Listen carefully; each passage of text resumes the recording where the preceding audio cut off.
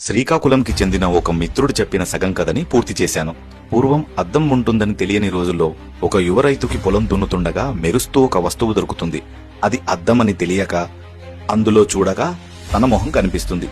అప్పటి వరకు తన మొహం ఎప్పుడూ చూసుకొని అతను తన తండ్రి పోలికలతో ఉన్నాడు కాబట్టి తన తండ్రే దీవించడానికి ఈ రూపంలో వచ్చాడని భావించి ఆ అద్దాన్ని ఇంట్లో భద్రంగా దాచుకుని రోజు పొద్దున్నే లేచి, ఒరే అయ్యా బాగున్నావా, నన్ను చూసుకోవడానికి ఇలా వచ్చావా అని పలకరించి వెళ్లేవాడు.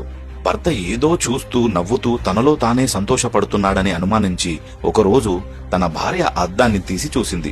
అందులో తన మొహమే కనిపించినా అప్పటి వరకు తను కూడా తన మొహాన్ని ఎప్పుడూ చూసుకోలేదు కాబట్టి అమ్మో నా మొగుడు ఏదో ఆడదాని బొమ్మ తెచ్చిపెట్టుకున్నాడు అని చెప్పేసి అతనితో తగుబెట్టేసుకుంటుంది.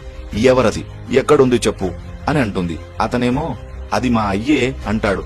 ఆవిడేమో కాదు అది నీ ఉంపుడు గత్త అని వీధిలో తగులాడుతుంటే ఇంటి పక్కన ఉన్న ఓ ముసలావిడ, ఏంటమ్మా ఎప్పుడు అన్యోన్యంగా ఉండేవాళ్ళు ఎందుకు తగబెట్టేసుకుంటున్నారు అని అంటే, ఇదిగో మా ఆయన ఎవరో ఆడదాన్ని బొమ్మ తీసుకొచ్చి ఇంట్లో పెట్టినాడు, దాని బొమ్మ రోజూ చూస్తున్నాడు అని ఆ అద్దాన్ని ముసలావిడకి చూపించింది.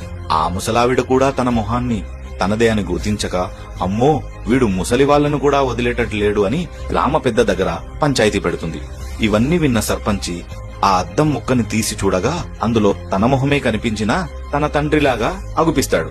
అమ్మో వీడు నా తండ్రిని పట్టుకొని వాడి తండ్రి అంటున్నాడు, అంటే మా నాన్న అప్పట్లో వీళ్ళమ్మ దగ్గరికి వెళ్లి ఉంటాడేమో, ఇది బయటికి వస్తే వీడికి నా ఆస్తిలో భాగం ఇవ్వాల్సి వస్తుందేమో అని భావించి ఆ ఇద్దరు దంపతులకు డబ్బులు ఇచ్చి ఎవరికీ ఈ విషయం చెప్పొద్దని ఆ అద్దాన్ని తన దగ్గరే ఉంచుకుంటాడు. ఇలా ఈ అద్దం కథ ముగుస్తుంది. కథ నచ్చితే